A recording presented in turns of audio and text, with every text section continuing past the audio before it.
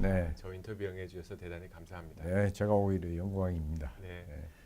저희 여시제 감사님으로 예, 섬기고 계시는데 여시제 오시게 된 동기하고 예, 여시제에 대해서 기대하시는 바가 있으실 텐데 네. 좀 나눠주시면 감사하겠습니다. 저는 법조인으로서만 45년을 살았습니다. 근데 우리나라가 해방된 이후에 반세기 만에 세계에서는 경제의 발전과 민주화를 동시에 이룩한 어떻게 보면 아시아에서 유일한 나라라는 평가를 받고 있습니다.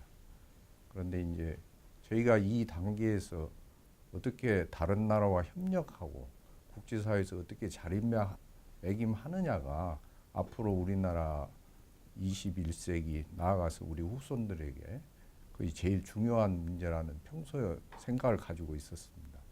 근데 마침 우리 조창걸 회장님이 여시제 재단법인을 설립하고 또 그 목표가 우리나라가 앞으로 세계에서 또 동아시아에서 어떤 자리매김을 하고 어떻게 우리나라 국가 발전을 이루고 할 것인지 그런데 연구와 또 여러 가지 인적, 물적 투자를 하시겠다 해서 제가 기꺼이 동참하게 된 겁니다. 네, 감사합니다. 처음에 말씀하실 때 예. 21세기 우리나라가 이제 앞으로 나아가기 네. 위해서 필요한 바들을 말씀해 주시는데요. 네. 많은 사람들이 우리 사회가 지금 굉장히 어렵다고 합니다. 네, 한 발자국도 앞으로 못 나가는 네. 참 어려운 상황에 빠졌다고 하시는데 네, 2017년에 대한 전망, 네, 한국 사회에 대한 전망 이건 어떻게 보십니까? 네. 저는 지금까지 이룩한 우리의 민주화와 또 경제 발전이 지속 가능하느냐, 또 여기서 한번 우리가 좌절하면서 또 다른 어떤 어려움을 닥치지 않을까. 이것이 이제 저는 제일 걱정입니다. 2017년 정말 우리나라에서는 중요한 한 해가 될 것 같습니다. 미국에서는 정권 교체가 이루어지고 또 동시에 연말이면 2010년 연말이면 우리나라의 정권 교체도 이루어집니다.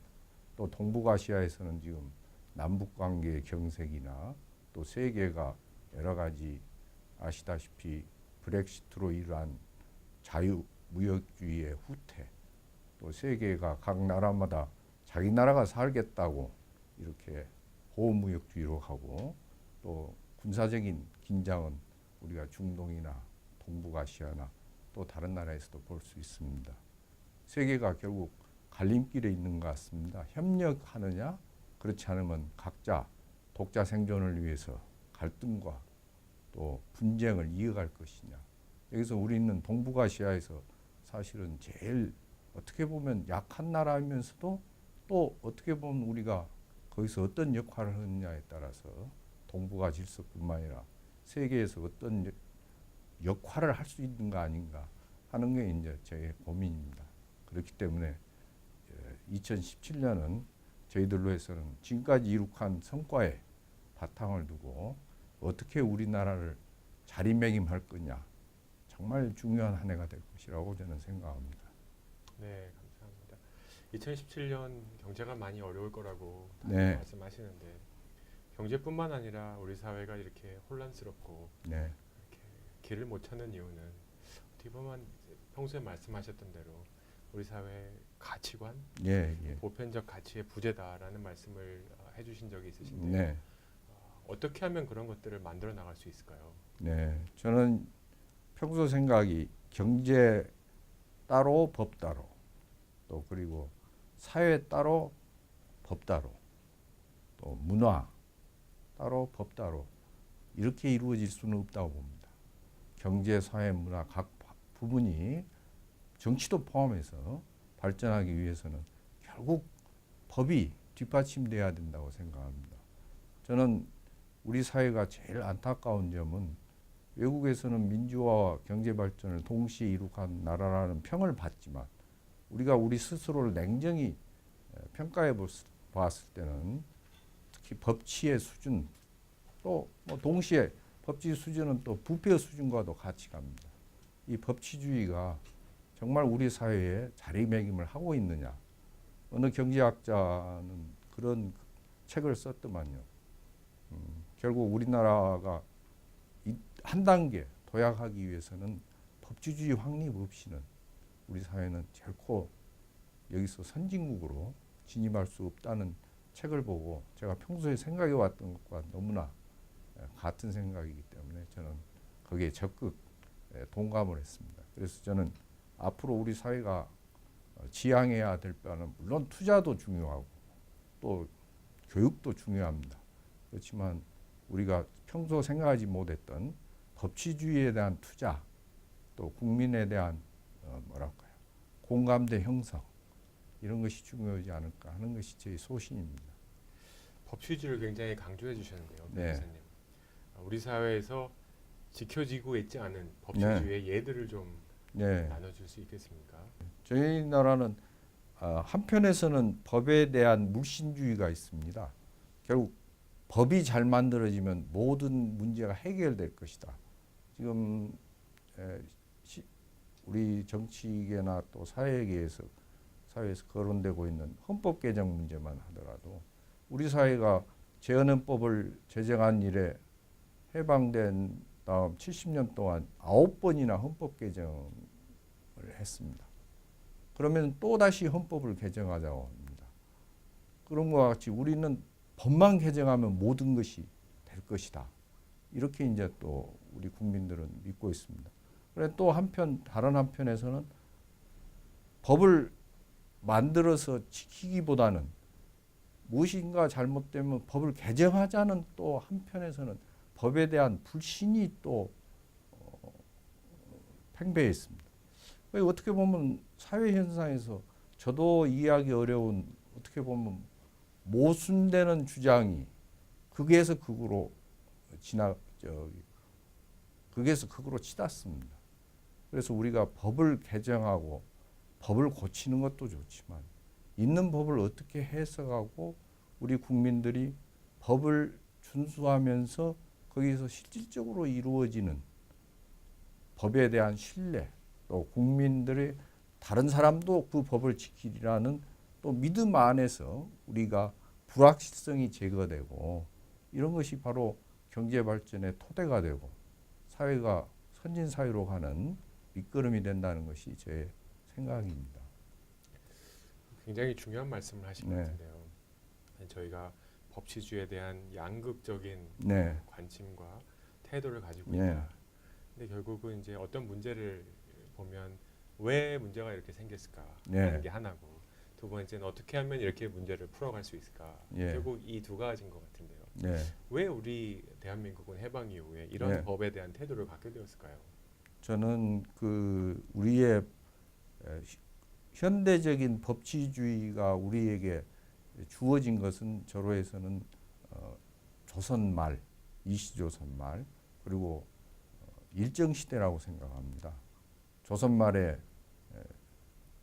고종 황제가 대한제국을 선포한 다음에 나름대로 법을 정비한다고 했습니다.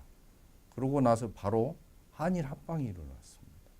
모든 법제도는 일본을 통해서 특히 대륙법계 국가의 법들이 우리나라에 주어졌습니다. 우리가 만들고 우리가 고쳐가는 법이 아니라 주어진 법입니다. 그렇기 때문에 어쩌면 우리 국민들 머릿속에는 법이란 우리를 위하여서 있는 게 아니라 결국 통치자, 지배자, 또 우리를 강제 침탈한 일본 제국을 위해서 있는 것 아닌가 하는 밑바탕에 근본적인 법 불신 사상이 있었던 걸로 저는 생각합니다. 그렇기 때문에 우리가 스스로 만든 법마저도 아직도 법을 지키면 손해다. 또 경제하고 법은 상관이 없다. 또 사회와 법은 상관이 없다. 이런 것이 우리 밑바탕에 불신으로, 법에 대한 불신으로 자리매김하고 있다는 것이 이제 제 개인적인 판단입니다. 이건. 법에 대한 신뢰가 없다. 예, 예. 개인적인 판단이라고 하셨지만 평생 법조인으로 사셨고 예. 또 헌법재판소 재판관도 예. 지내신 분께서 하신 말씀이라 굉장히 의미가 있고 울림이 있게 들려옵니다. 그러면 우리 사회가 법에 대한 신뢰를 예. 아무리 밑에 있어도 하나씩 쌓아가야 될 텐데 네. 어떤 것부터 시작하면 네. 효과가 있을까요? 저는 우리가 법에 대해서 불평하기보다는 법이 결국은 우리 사회를 움직이는 하나의 제일 밑바탕의 규범이라는 생각을 좀 했으면 좋겠습니다. 그것은 국민들만 그런 생각을 해서는 안 됩니다. 저 위정자부터 또 국민들 모두에게 또 심지어는 저는 우리 어린 우리 후손들까지 법이란 지키면 손해가 아니라 결국은 우리 사회의 신뢰와 그리고 또 상대방에 대한 우리 믿음 또 우리 사회가 존속하기에 대한 공동체를 이루어가는데 불가피하기보다는 오히려 우리에게 필수 요소라는 그런 점에 대한 인식이 필요한데 그것을 어떻게 우리 국민들이 공감하고 또 위에서부터 지키면서 이것을 이루어 나갈 것이냐 하는 것이 저에게는 제일 큰 과제라고 생각을 합니다. 법을 지킨다는 것은 우리 사회가 정말 일상생활에서부터 거짓과 또 우리 일상생활에서 부모가 자식에게 또 선배가 후배에게 또 앞선 세대가 후세대에게 모든 것을 투명하고 공정하게 대화하고 서로에 대한 이해를 높이는 데서 출발한다고 저는 생각합니다. 네, 감사합니다. 법을 지키는 법에 대한 네. 얘기가 나왔는데 오늘 우리 사회에서 가장 뜨거운 법은 아마 김영란법이 아닐까 네. 싶습니다. 또 이 인터뷰를 준비하면서 저희가 준비한 자료에 의하면 2017년 네. 이제 세계 경제 포럼이 발표한 자료에 의하면 우리나라가 OECD 국가 중에 9번째로 부패한 나라다. 예. 이런 별로 달갑지 않은 네. 그런 보고서도 있습니다. 네.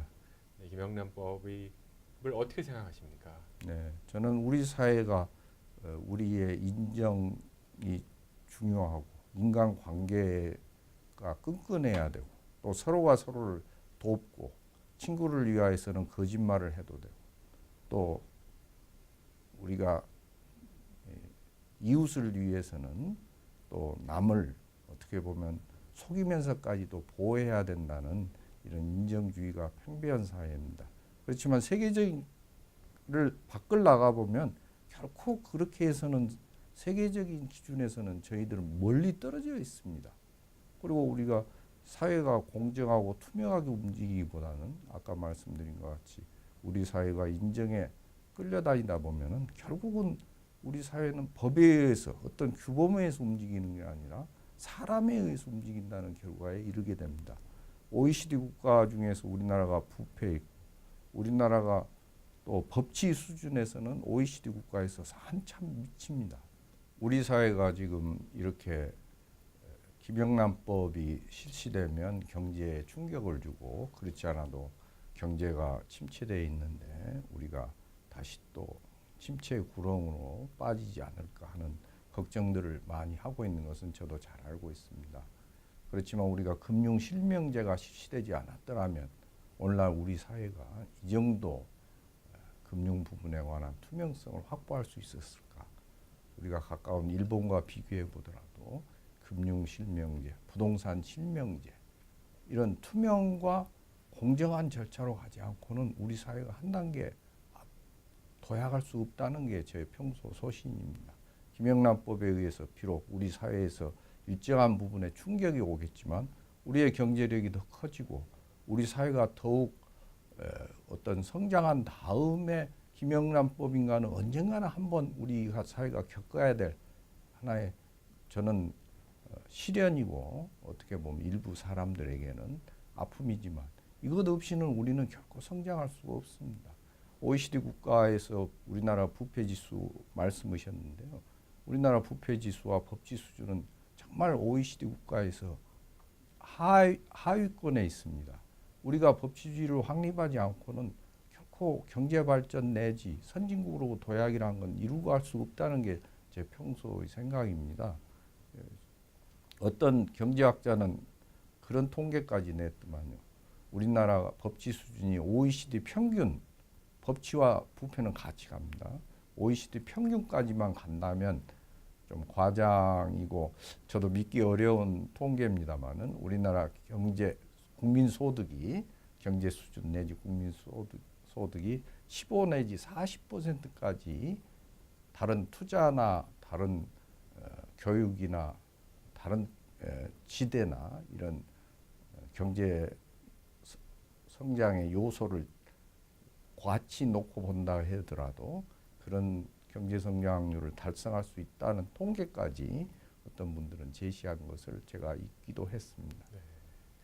말씀하신 거 보니까 이 김영란법이 우리 사회를 뒤흔들고 있고 힘들어하는 네, 모습들도 있고 부작용도 분명히 있지만 네, 결국 사람 중심의 네, 거버넌스 시스템 네. 통치 구조에서 이제 시스템 제도 네. 중심으로 나가기 위해서 필요하다는 네, 말씀이신 것 같습니다. 네, 그러면 제가 준비한 다음 질문 네. 자연스럽게 이어지는데 이제 우리 사회가 지금 한참 던지는 화두가 네, 우리 사회에 과연 시대 정신이 네, 무언가라는 것 같습니다.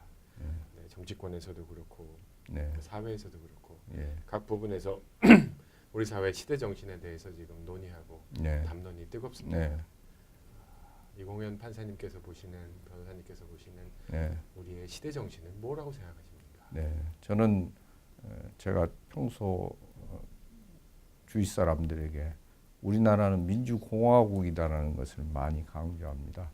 왜 우리나라를 단순한 민주국가 아니라 공화국가로 했을까? 더구나 우리나라 국명은 영어로는 Republic of Korea입니다. 저는 헌법재판관이 된 다음 왜 헌법에서 우리나라를 단순한 민주국가로 하지 않고 공화국이라고 했을까? 헌법학자들은 흔히들 얘기합니다. 공화국이라는 것은 왕이나 전제군주가 아닌 사람들이 통치하는 제도다. 그렇게 소극적인 의미로만 얘기합니다. 저는 그런 견해에 공감하기가 어려웠습니다.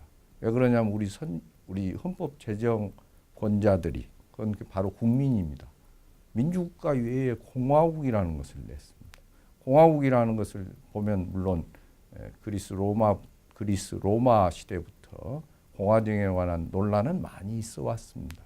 그렇지만 하나 공화정에서의 꿰뚫는 가치관은 결국 공동체의 존속과 유지입니다. 우리 대한민국이라는 국가, 또 우리 사회가, 또 한민족이 공존하기 위해서는 공동선이라는 것을 위해서는 결국 각자가 조금씩 자기 몫을 내놓고 이 사람과 관해서는 권리만 생기는 건 아닙니다. 반드시 권리에 대응하는 의무라는 것이 또 한쪽에 주어집니다.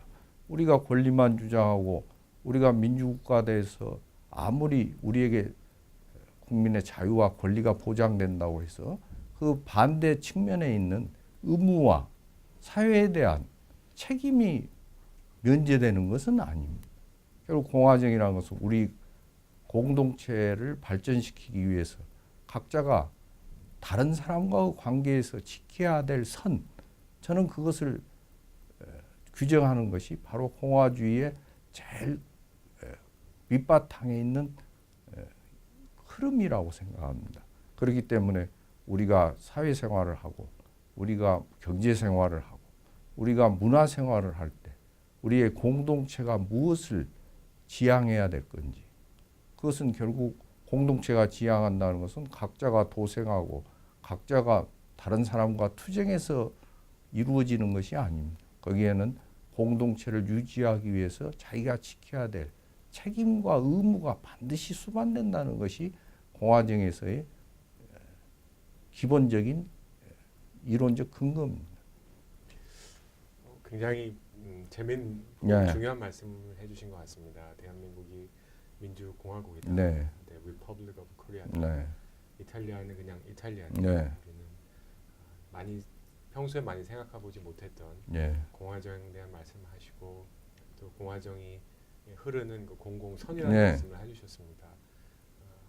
어떻게 보면 중요한데 또 한편으로 보면 이 우리 사회의 전체적인 흐름과 네. 반대로 가지 않나. 우리 네. 사회가 굉장히 개인주의 사회가 네, 되었지 맞습니다. 않습니까? 이런 개인주의 사회에서 이 공공의 선을 찾아나가는 것이 가능할까, 네. 필요할까 이런 질문도 나올 것 같은데요. 네.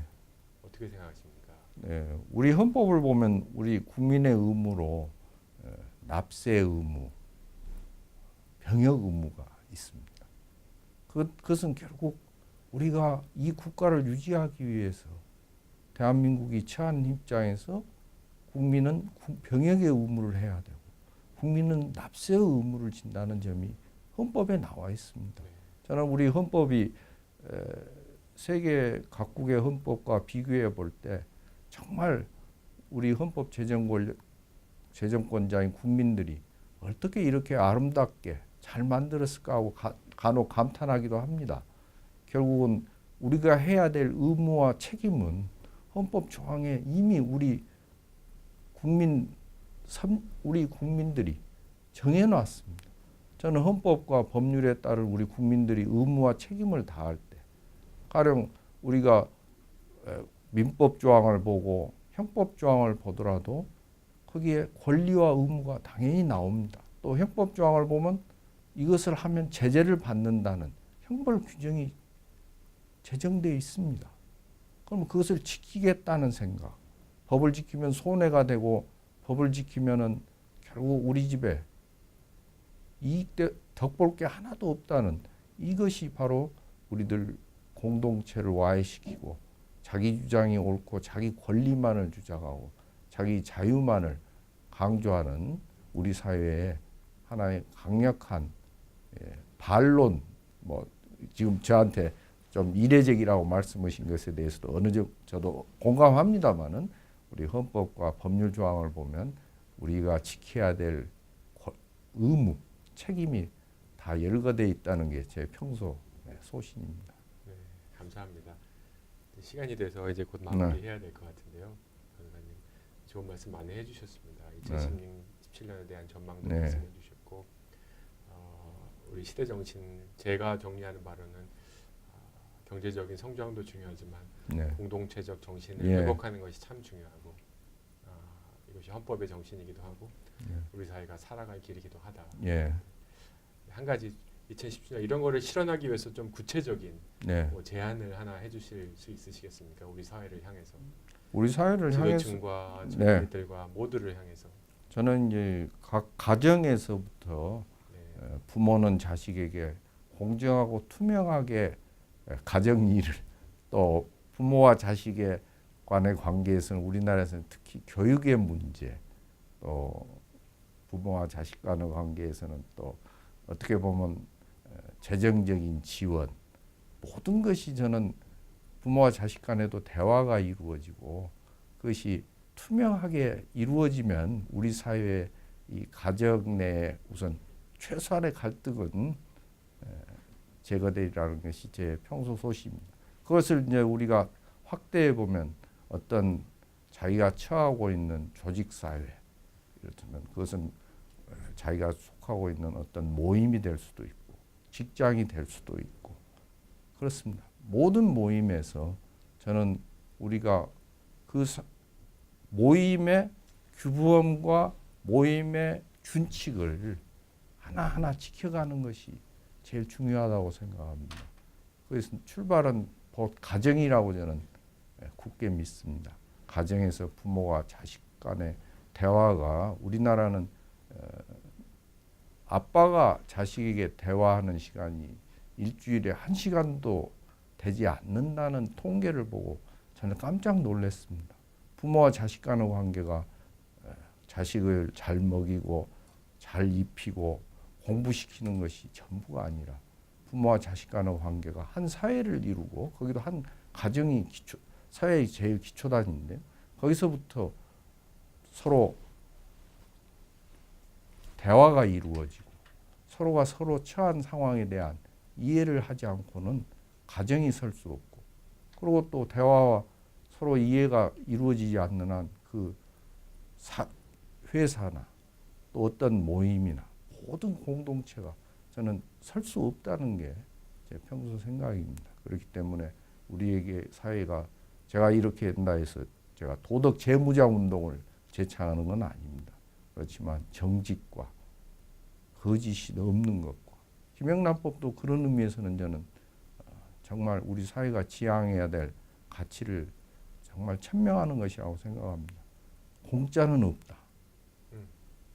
그렇지 않고는 이 사회가 신뢰와 이해를 바탕으로 한 공동체는 이루가기 어렵다는 것이 제 소신입니다. 네. 네, 아이 감사합니다.